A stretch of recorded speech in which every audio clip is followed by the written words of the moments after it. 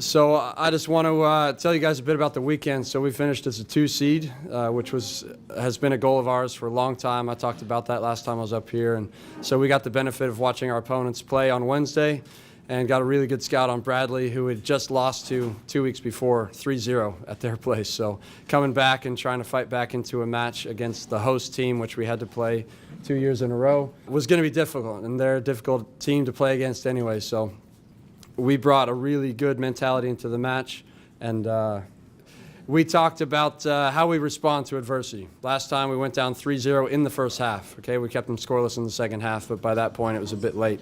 So this time they got the first goal, which we weren't game planning for, but we huddled up. Boys got the ball set down. We scored. What was it, Blake? 20 seconds later, you had your shot on target, and Brodacki just hammers it home from about 3 yards away.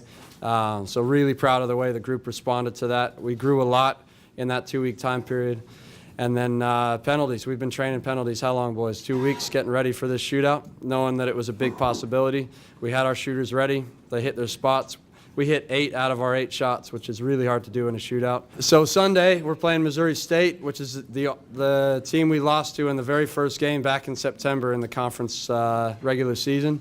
So it was time for some redemption. We'd lost in double overtime, and so we were able to pick them off. We shut them out for the whole match. It was about 96 minutes by the time Brodacki scored, and actually we talked about in the scout the exact play that happened. Getting the ball wide, cutting it inside, whipping it into the back post.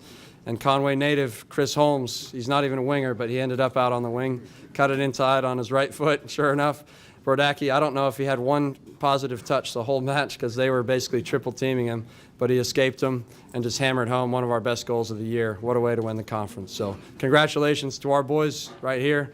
Really proud of you. Thank you for doing us proud and looking forward to the next step here. There's no doubt Missouri State, it's double overtime. It's our first conference game. Mark saves a penalty. It was his 3rd out of his 4 attempts in his career that he'd saved, which is incredible for a goalkeeper.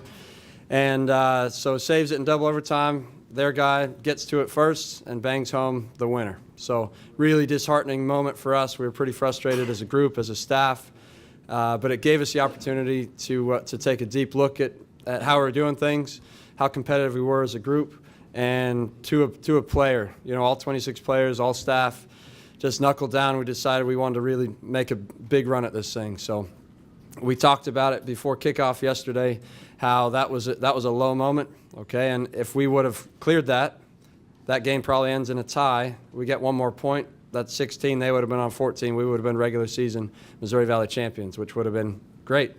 But everyone in this room would trade that for a tournament victory because now we get to go to the dance. So we talked about it before that game. It really inspired us. It pushed us.